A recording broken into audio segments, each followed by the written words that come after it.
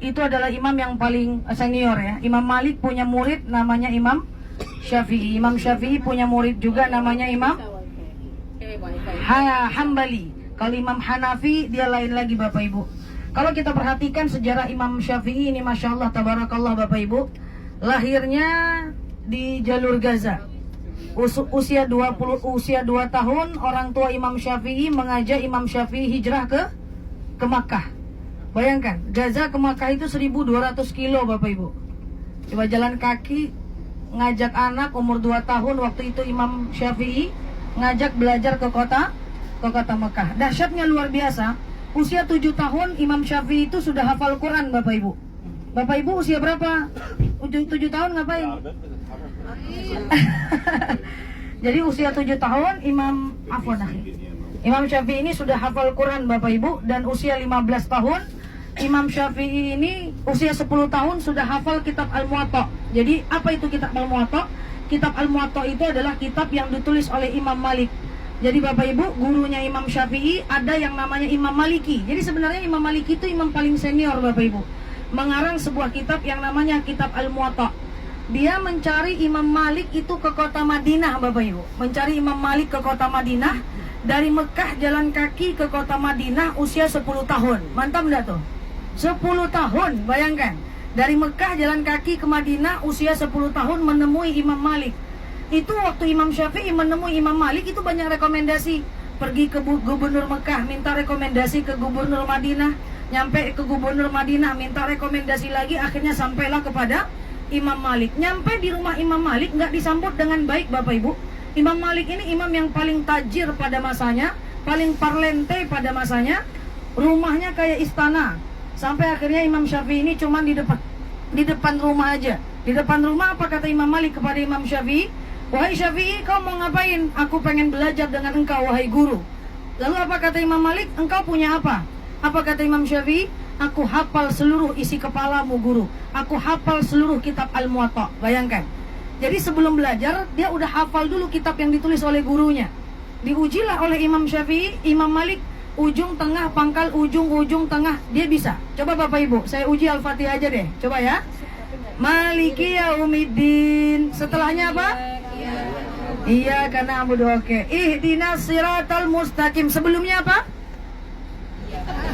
Bingung kan? Itu kitab Al-Muwatta loh. Luar biasa itu. Jadi kitab Al-Muwatta itu halamannya banyak. Diuji ujung, tengah, pangkal, ujung. Semuanya Imam Syafi'i hafal. Akhirnya diangkatlah Imam Syafi'i sebagai muridnya Imam Maliki di usia 10 tahun. Jalan kaki dari Mekah, dari Gaza ke Mekah 1200 kilo. Sama emaknya usia 2 tahun.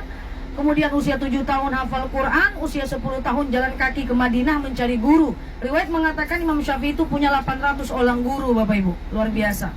Nah usia 15 tahun udah menjadi seorang fatwa, memberi fatwa. Dan usia 15 tahun beliau sudah hafal 10.000 hadis. Masya Allah tabarakallah ya. Jadi 10.000 hadis dihafal oleh Imam Syafi'i. Kitab yang paling masyhur adalah kitab Al-Um. Seluruh dunia sebanyak sekitar 28,9 miliar orang di dunia menganut mazhab Syafi'i. Nah gimana kita di Indonesia? Kan banyak kita di Indonesia yang bilang aku mazhab Syafi'i aja lah, aku mazhab Syafi'i aja lah.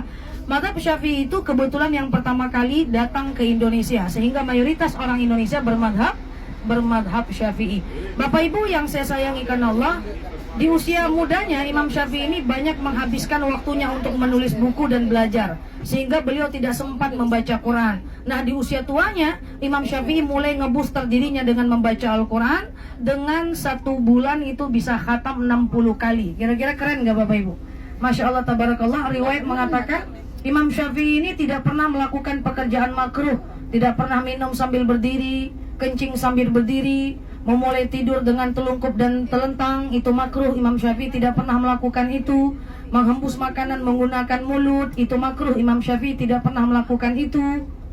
Makan sambil ngobrol, Imam Syafi'i tidak pernah melakukan itu. Ini Masya Allah ya. Dan Masya Allah tabarakallah, kita akan melihat makamnya Bapak Ibu, kuburan di mana Imam Syafi'i meninggal dunia di usia 54 tahun dengan mengarang banyak kitab. Nah, apa beda ulama biasa dengan ulama madhab Bapak Ibu? Kalau ulama biasa itu dia cuma sekedar ulama. Tapi kalau ulama madhab dia punya pengikut.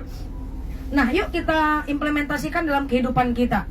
Dalam hal wudu, misalnya kita ikut Imam Syafi'i. Dalam hal sholat, misalnya kita ikut Imam Hambali. Dalam hal puasa, kita ikut Imam Hanafi. Boleh nggak? Jawabannya boleh. Karena negara Indonesia bukan negara madhab. Contoh ya, perbedaan madhab di kalangan ulama. Membasuh kepala ketika wudu. Syafi'i bilang cukup 3 helai rambut aja. Hambali bilang sampai ubun-ubun. Hanafi bilang langsung ke telinga. Maliki bilang semua rambut. Yang mana yang betul? Terserah Bapak Ibu. Kan itu perbedaan mazhab. Jangan bertengkar di tempat wudu. Kok cuma 3 helai aja rambutnya? Ustadku bilang kayak gini. Tuh, kamu kok ustadku bilang sampai ubun-ubun. Aku ada ustad juga, kata ustadku sampai telinga. Pening kepala banyak, ustad makin pening kepala. Padahal itu perbedaan mazhab. Contoh, pas tasyahud. Bapak Ibu pernah lihat orang waktu tasyahud goyang-goyang tangannya ya? Asyhadu an la ilaha illallah Syafi'i, asyhadu an la ilaha illallah goyang begini Hambali, asyhadu an la ilaha illallah Hanafi, asyhadu an la ilaha illallah Maliki. Yang mana saja begini, atau begini, terserah, asal jangan berubah-ubah sesuai dengan perbedaan ulama madhab. Jadi seperti kunut subuh. Siapa yang menganjurkan kita kunut subuh? Yang menganjurkan kunut subuh adalah Imam Syafi'i. Suatu ketika, Masya Allah, Imam Syafi'i ini sholat di masjid Imam Abu Hanifah. Jadi Imam Hanafi waktu itu sudah meninggal. Beliau sholat di makamnya, di makam dekat masjid Imam Hanafi, Imam Abu Hanifah. Lalu Imam Syafi'i nggak pakai kunut. Lalu sahabat bertanya, wahai Imam Syafi'i, kenapa engkau tidak pakai kunut sementara engkau anjurkan kami kunut subuh? Apa kata Syafi'i? Nggak mungkin aku pakai kunut di lingkungan masjid Imam Hanafi sementara Imam Hanafi tidak menganjurkan kunut subuh. Artinya ulamanya aja nggak bertengkar. Ya, penemunya aja nggak bertengkar. Jadi ketika Imam Syafi'i menyuruh kita kunut subuh, sholat di masjid Imam Hanafi, beliau nggak pakai karena menghargai pendapat ulama madhab lain.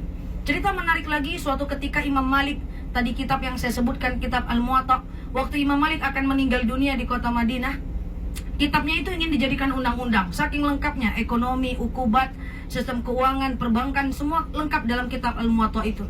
Lalu suatu ketika rajanya, pemerintah kota Madinah ingin menjadikan kitab Imam Malik sebagai undang-undang di kota Madinah. Apa kata Imam Malik? Jangan jadikan kitabku sebagai undang-undang, karena bisa jadi pendapat muridku Imam Syafi'i jauh lebih hebat dibanding pendapat aku. Beginilah ulama madhab, mereka damai dalam perbedaan pada persoalan fikih. Ada ribuan madhab yang berbeda. Kalau Imam Malik dimakamkan di mana Bapak Ibu? Kalau Imam Syafi'i kan di sini ya, di Kairo. Kalau Imam Malik di Al-Baqi. Jadi kalau Bapak Ibu pergi umrah, Bapak Ibu kan ke Al-Baqi ya. Nah, Imam Malik dimakamkan di Al-Baqi ya. Itu imam yang paling senior dengan style yang berbeda. Kalau Imam Malik orangnya parlente Bapak Ibu. Dia punya 100 ekor kuda. Setiap mau ceramah, dia butuh waktu memilih kuda mana yang mau dia pakai. Kalau Imam Syafi'i itu sangat sederhana.